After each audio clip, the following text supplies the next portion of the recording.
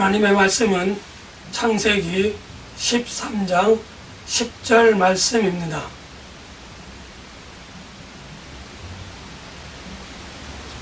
이에 롯이 눈을 들어 요단 지역을 바라본즉 소알까지 온 땅에 물이 넉넉하니 여호와께서 소돔과 고모라를 멸하시기 전이었으므로 여호와의 동산 같고 애굽 땅과 같았더라. 아멘. 가뭄을 피해서 이집트로 피난 갔던 아브라함과 롯, 아브라함의 일가 친척들은 우여곡절 끝에 이집트의 왕 파라오로부터 많은 재물과 보화를 받아가지고 이제 이집트에서 다시 가나안 땅으로 돌아오게 되어집니다. 가나안 땅으로 돌아오게 되어지는데 그들은 네게브라고 하는 가나안 지역의 남쪽 땅으로 귀환을 하게 되어집니다. 그리고 얼마 지나지 않아 아브라함은 그의 식솔들을 데리고 네게브 지역의 베델 땅으로 다시 한 번 더 이동을 하게 되어집니다. 아브라함이 왜 그의 식솔들을 데리고 베델로 이동했을까 하는 많은 생각을 해보았지만 아마도 아브라함은 자기가 가나안 땅에 들어왔을 때에 베델이라고 하는 지역에서 하나님께 제사를 드렸던 것을 기억을 하고 하나님께 제단을 쌓았던 것을 기억을 하고 다시 베델로 돌아가서 하나님께 그곳에서 제사를 드리고 그렇게 살기를 원하였던 것 같습니다. 결국 아브라함은 그의 식솔들을 데리고 롯과 아내인 사라 그리고 많은 재물 보화를 챙겨서 베델 지역에 돌아왔고 거기서 제사를 드림으로 인해 이제 그곳에 정착하고 안주하며 그렇게 살게 되어졌습니다. 그런데 그렇게 살다가 보니까 아브라함과 롯의 가족이 아브라함과 롯의 목자들이 치는 가축들이 점점 더 하나님의 은혜로 많아질 수밖에 없었던 것입니다. 가축들이 늘어나고 또 부가 늘어남에 따라서 특별히 목자들이 자주 다투게 되어졌다는 것을 오늘 우리는 본문을 통해서 알 수 있습니다. 왜냐하면 유목민인 그들에게 있어서 푸른 초장이라고 하는 것은 굉장히 중요한 곳입니다. 아브라함의 목자들과 롯의 목자들이 각자 양을 치며 있어서 더 좋은 것으로, 더 많은 것으로, 더 넓은 곳에서 자기들의 양을 배부르게 먹이고자 좋은 곳을 차지하기 위해서 크고 작은 다툼이 있었다고 하는 것을 오늘 우리는 본문을 통해서 알 수 있습니다. 그러던 어느 날 아브라함이 그러한 다툼을 끝내고자 롯을 불러 이야기합니다. 자, 네가 먼저 선택을 해라 라고 이야기를 하면서 뭐라고 이야기하냐면 우리는 한 친척이라 나나 너나 내 목자나 네 목자나 서로 다투게 하지 말자. 네 앞에 온 땅이 있지 아니하냐. 나를 떠나가라. 네가 좌하면 나는 우하겠고 네가 우하면 나는 좌하리라. 이렇게 다툼의 해결책을 제시하고 있습니다. 이 말을 들은 롯은 이제 눈을 들어서 왼쪽으로 갈까 오른쪽으로 갈까 앞으로 나아갈까 뒤로 돌아서 나갈까 고민을 하며 사방팔방을 둘러보게 되어집니다. 그러던 중에 롯의 눈에 소알 땅이 눈에 들어왔습니다. 소알 땅 지역은 나중에 성경에는 나오지만 소돔과 고모라 지역이라고 말할 수 있습니다.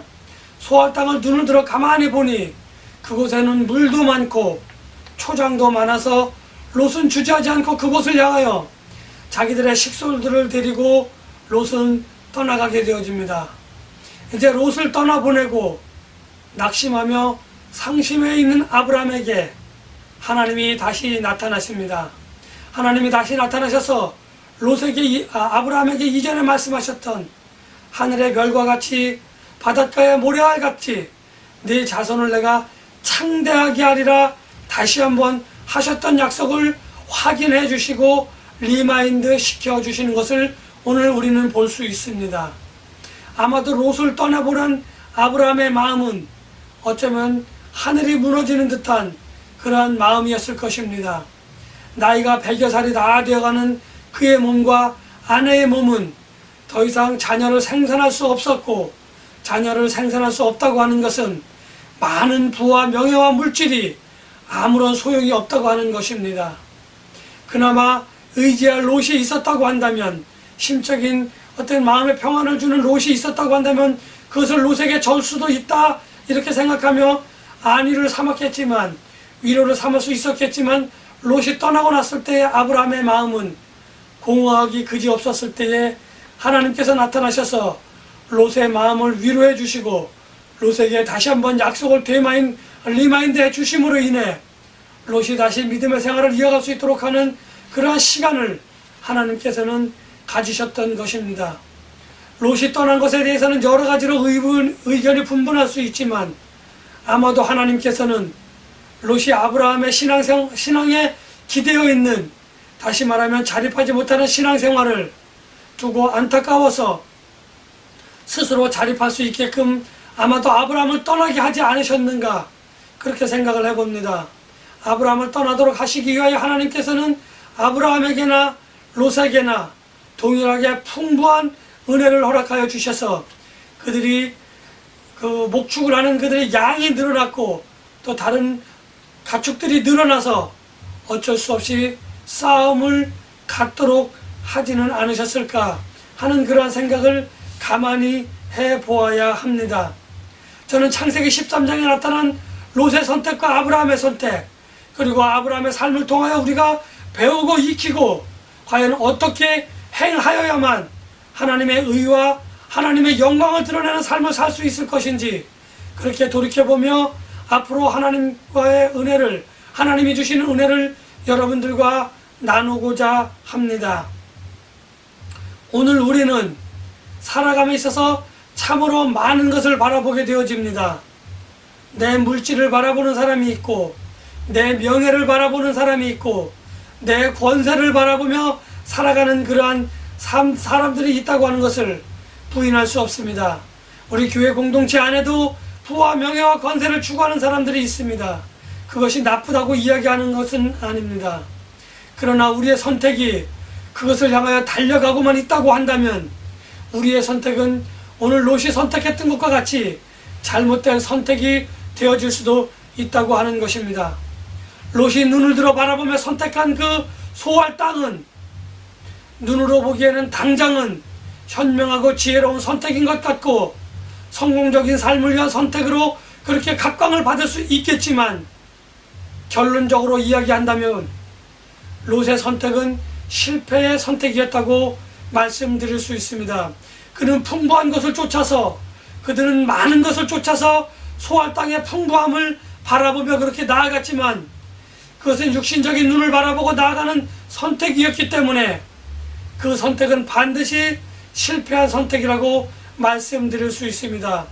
롯은 믿음의 독립을 위하여 하나님께서 아브라함으로부터 따로 분리를 시켰지만 그는 믿음도 온전하게 서지 못하였고 결국에는 실패하는 삶으로 자기가 선택하여 갔던 그 소할 땅에서, 특별히 소돔과 고모라 땅에서 그는 멸망을 피하여 다시금 산으로 도망하여야 하는 그러한 결국은 자기의 선택 이전의 삶으로 돌아오는 그러한 삶을 우리들에게 보여주고 있습니다. 세상의 많은 사람들은, 저를 포함한 여러분들의 삶, 우리 모두의 삶은 항상 선택의 기로에 있다고 하는 것을 저는 말씀을 드립니다. 어떤 사람은 둘 중에 하나를, 어떤 사람은 셋 중에 하나를, 어떤 사람은 10 중에 하나를 그렇게 취하여야만 하는 경우가 있는가 하면, 어떤 사람은 1000가지 중에 한 가지를, 어떤 사람은 100가지 중에 한 가지를 취하여 버려야만 하는 그러한 상황에 놓일 수도 있고, 그러한 선택의 기로에 놓일 수도 있습니다. 아니, 그러한 가운데 서 있는 사람이 지금 있을 수 있다고 저는 감히 말씀을 드립니다. 아브라함이 본토와 친척과 아비의 집을 떠났던 것 같이 아브라함은 하나님의 약속을 취하기 위하여 본토, 친척, 아비의 집을 그렇게 버리고 떠났다고 하는 것은 아브라함이 하나님으로부터 의롭다함을 받는 그러한 중요한 믿음의 결단이었습니다. 여러분들이 눈을 들어 바라보며 보암직도 하고 먹음직도 하고 지혜롭게 할 만큼 그렇게 충분한 것을 우리가 바라보고 선택을 한다고 하면은 우리의 그 선택은 반드시 잘못된 선택인 것입니다. 자기의 의를 위하여 자기의 평안을 위해 선택하는 그 선택은 하나님이 원하시지 않는 선택으로 마침내 그곳에서 평안을 누리고 살 수는 있겠지만 결국에는 그것을 선택하기 이전의 삶으로 돌아가는 그러한 삶을 우리는 가질 수밖에 없다고 하는 것입니다. 우리가 가졌던 모든 것을 잃어버리고 우리가 가졌던 모든 것을 버리고 다시 원점으로 돌아온다고 한다면 저의 삶은, 여러분들의 삶은 그 시간과 그 물질과 그 재화, 명예와 권세를 회복할 수 없을 만큼 버려야 하는 그러한 불행한 선택이라고 말씀드립니다. 어떤 선택을 어떻게 하느냐 하는 것은 우리들에게 있어서 아주 중요한 삶입니다.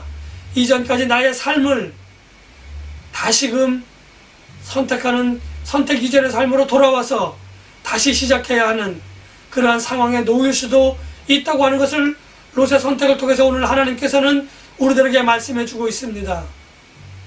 그런가 하면 롯이 떠난 후에 아브라함은 다시 하나님을 만난 이후에 다시 한번 약속을 확인하고 그곳에서 인내하며 다시 하나님이 원하시는 삶을 살아 아브라함은 더 크고 더 명예로운 삶을 살고 있었다고 하는 것을 우리는 성경 전체를 통해서 잘 깨달을 수 있습니다.